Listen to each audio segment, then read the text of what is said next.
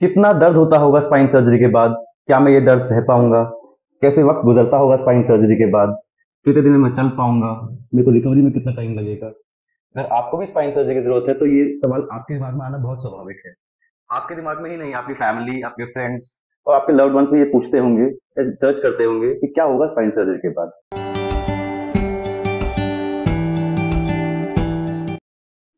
हाय, मैं डॉक्टर ध्रुव शर्मा हूँ। मैं एक स्पाइन और ऑर्थोपेडिक सर्जन हूँ और स्पाइन सर्जरी में मेरी training all India institute of medical sciences AIIMS new Delhi से हुई है। तो आज हम थोड़ा डिटेल में इसी चीज को जानेंगे कि स्पाइन सर्जरी के बाद कितना दर्द होता है। अगर हम साइंटिफिकली देखें कि साइंटिफिक बेसिस क्या है कि स्पाइन सर्जरी के बाद दर्द होता क्यों है, कितना दर्द होगा, ये डिपेंड करता है कि हमने सर्जरी के अंदर चीड़ फाड़ कितनी की है। चीड़ फाड़ मतलब मसल डिसेक्शन कितना किया है, मतलब मसल में कितनी चीड़ फाड़ की है, बोनी वर्क कितना किया है, कितनी हड्डी हड्डी का पार्ट निकाला है, कितना ज्वाइंट का पार्ट निकाला है, और लिगामेंटस डैमेज मतलब लिगामेंट्स में कितना डैमेज हुआ है सर्जरी के दौरान। अगर मैं बात करूं कि ऑब्जेक्टिवली हम कैसे नाप पाए कि सर्जरी के अंदर कितना दर्द होगा, तो हम इसके लिए यूज करते हैं विजुअल एनालॉग स्केल, जिसको वास स्केल भी बोलते हैं। वास स्केल के अंदर मेजरमेंट 1 से लेकर 10 तक होता है। 1 मतलब कि बहुत ही मिनिमम दर्द, 1 और 2 मतलब बहुत ही मिनिमम दर्द, 9 10 मतलब इतना दर्द कि बिल्कुल सहन करने से जो परे है। जैसे कि जनरली बोला जाता है कि लोगों को, फीमेल्स को चाइल्ड बर्थ के अंदर जो पेन होता है वो 9 और 10 के अराउंड वास स्केल पे नापा जाता है। स्पाइन सर्जरी आमतौर से 3 तरीके से की जाती है: endoscopic spine surgery, microscope assisted spine surgery जिसको बोलते हैं माइक्रोस्कोपिक स्पाइन सर्जरी, या फिर ट्रेडिशनल ओपन स्पाइन सर्जरी।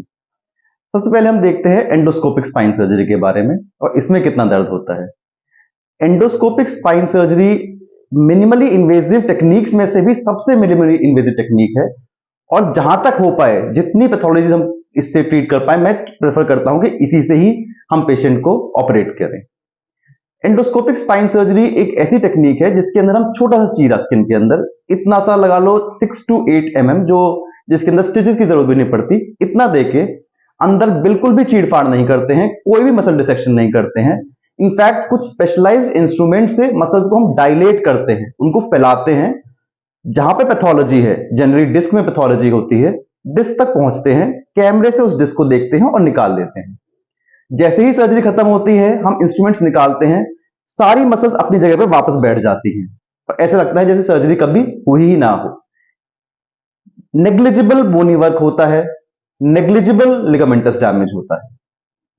इसीलिए एंडोस्कोपिक सर्जरी एक वर्चुअली पेनलेस सर्जरी है। अगर मैं वास्ट स्कोर पे अगर ग्रेड करूं तो इसमें अराउंड 1 या 2 स्केल में रहता है इसका मेजरमेंट, जो जनरली ओरल पेन किलर से मैनेज हो जाता है। अगर हमने ये सर्जरी ट्रांसफोरामिनल की है तो मैं पर्सनली पेशेंट्स को 2-3 घंटे में ही चला देता हूं और कुछ घंटों में, 4-5 घंटों में पेशेंट को डिस्चार्ज भी कर देता हूं। अगर कोई स्पेसिफिक रीजन ना हो तो, अगर कोई स्पेसिफिक रीजन मतलब अगर पेशेंट इंश्योरेंस के थ्रू आया है तो मेडिक्लेम की रिक्वायरमेंट होती है कि पेशेंट का 24 आवर एडमिशन मैंडेटरी है। उस कंडीशन में हम पेशेंट को ओवरनाइट स्टे कराते हैं। अदरवाइज ट्रांसफॉर्मर टेक्निक के अंदर हम पेशेंट को शाम तक डिस्चार्ज भी कर देते हैं। ये एक ओपीडी प्रोसीजर होता है जिसके अंदर हमें केवल लोकल एनेस्थीसिया की, मतलब उस पर्टिकुलर हिस्से को सुन्न करने की जरूरत होती है, जनरल एनेस्थीसिया की जरूरत नहीं होती है। जरूर कहना चाहूंगा कि अगर हमने एंडोस्कोपी की दूसरी टेक्निक यूज की है, जिसको हम इंटरलेमिनर टेक्निक बोलते हैं, तो हम पेशेंट को ओवरनाइट स्टे कराते हैं और पेशेंट को 24 घंटे से पहले नहीं चलाते हैं। अगर मैं पेन की बात करूं तो इंटरलेमिनर टेक्निक में भी वास स्कोर 1 से 2 ही रहता है, लेकिन क्योंकि ये सर्जरी जनरल एनेस्थीसिया में की जाती है तो हम 24 घंटे पेशेंट की वाइटल मॉनिटरिंग करते हैं, पेशेंट को ऑब्जर्व करते हैं। हम चाहते हैं कि पेशेंट की जो एनेस्थीसिया दिया गया है, एनेस्थीसिया की जो दवाई दी गई है, उसका असर पूरी तरह से चला जाए, पेशेंट पूरा अलर्ट हो जाए, होश में आ जाए। उसके बाद 24 घंटे बाद पेशेंट को हम चला के डिस्चार्ज कर देते हैं। बहुत लोग ये सोच के घबराते हैं कि स्पाइन सर्जरी के बाद मेरी जिंदगी कैसी रहेगी, लेकिन अगर आपकी सर्जरी एंडोस्कोपिक से हुई है तो rest assured, with in days आपकी जिंदगी जो है वापस नॉर्मल पे रिस्टोर हो जाती है। जो दूसरी टेक्निक है स्पाइन सर्जरी की, वो होती है माइक्रोस्कोपिक स्पाइन सर्जरी, जनरली जो हम बोलते हैं कि मिनिमली इन्वेजिव स्पाइन सर्जरी। ज्यादातर minimally invasive spine surgery microscopic spine surgery को ही रेफर किया जाता है। अगर मैं पेन की बात करूं तो ये एक मीडियोकर सर्जरी है, मतलब Midway between endoscopic surgery and open surgery.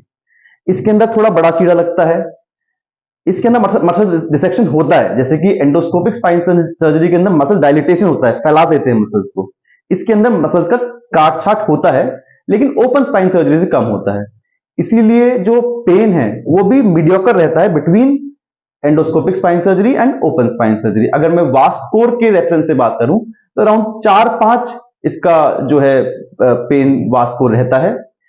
इसके अंदर आईवी या फिर आईएम जो एनाल्जेसिया है, पेन किलर्स है, उसकी जरूरत पड़ती है। ओरल मेडिकेशन से जनरली मैनेज नहीं हो पाता है। दर्द कम होते होते 24 से 48 घंटे लग जाते हैं और जनरली जो पेशेंट है वो 2 से 3 दिन में डिस्चार्ज हो पाता है। इस सर्जरी के बाद कुछ दिन के बेड रेस्ट की जरूरत होती है, लेकिन जनरली पेशेंट पेन से जल्दी ओवरकम कर लेते हैं और कुछ दिन में ही अपने जॉब पे या अपने काम पे वापस चले जाते हैं। अब हम बात करते हैं ओपन स्पाइन सर्जरी की। ओपन स्पाइन सर्जरी एक ट्रेडिशनल, टाइम टेस्टेड, फूल प्रूफ तरीका है किसी भी स्पाइन सर्जरी को करने का। लेकिन इसके अंदर जो है चीरा लंबा लगता है, प्रॉपर मसल डिसेक्शन होता है, हड्डी काट छाट भी बहुत हद तक होती है, लिगामेंट डैमेज भी बहुत होता है। इसलिए अगर मैं बात करूं वास्ट स्कोर की तो अराउंड 7 to 8 तक, कई बार अनबियरेबल पेन तक इसका वास्ट स्कोर पहुंच जाता है। ओपन स्पाइन सर्जरी के बाद रिहैबिलिटेशन टाइम बढ़ जाता है। पेशेंट को चलाया भी 2-3 दिन बाद जाता है और कम से कम 4-5 दिन का एडमिशन चाहिए होता है। मैं ये चाहूंगा कि आप ये समझें कि कुछ बीमारियां होती हैं जो एंडोस्कोप से ना माइक्रोस्कोप से हैंडल हो सकती हैं, जैसे कि स्पाइन डिफॉर्मिटीज, स्कोलियोसिस, काइफोसिस जिसमें कुबड़ बन जाता है, स्पाइन के इन्फेक्शंस जैसे ट्यूबरकुलोसिस या स्पाइन ट्यूमर्स या फिर कोई कॉम्प्लिकेटेड स्पाइन फ्रैक्चर। उसके अंदर बीमारी की रिक्वायरमेंट है कि उसको ओपन से ही किया जाए। तो अगर आपको ओपन स्पाइन सर्जरी की जरूरत है तो तब भी आपको घबराने की कोई बात नहीं है। इस दर्द को मैनेज करने की सेट प्रोटोकॉल्स होते हैं कि कौन सा इंट्रामस्कुलर या इंट्रावीनस पेन किलर देना है। कुछ पैचेस होते हैं ओपियोइड्स के जो हम लगाते हैं पेन मैनेजमेंट के लिए। कई तरह के ब्लॉक्स होते हैं जैसे स्पाइनल ब्लॉक्स या फिर सिंपैथेटिक ब्लॉक्स, जिससे हम पेन को मैनेज कर सकते हैं। कुछ फिजियोथेरेपी रेजिमेंट्स भी होते हैं जो हम इसके अंदर सप्लीमेंट करके पेन को हम मैनेज कर सकते हैं। मुझे अभी भी याद है कि एक पेशेंट ने मुझे कहा था कि डॉक्टर साहब, दर्द से ज्यादा जो खतरनाक है वो है दर्द का डर। तो ये एक बहुत छोटी बात है कि ये केवल एक फिजिकल पेन नहीं है, इसका एक इमोशनल कंपोनेंट भी है। अगर हमारे जिसको हम प्यार करते हैं, अगर वो हमारी इस जर्नी में हमारा साथ देते हैं तो ये हमारी जर्नी बहुत आसान हो जाती है। और ऑफ कोर्स एज डॉक्टर्स हम तो आपके साथ हमेशा इस जर्नी में रहते ही हैं।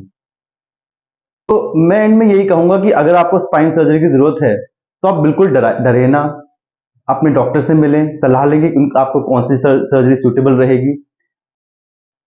एंड में मैं ये कह के कंक्लूड करूंगा कि अगर आपको भी स्पाइन सर्जरी की जरूरत है तो आप घबराएं ना।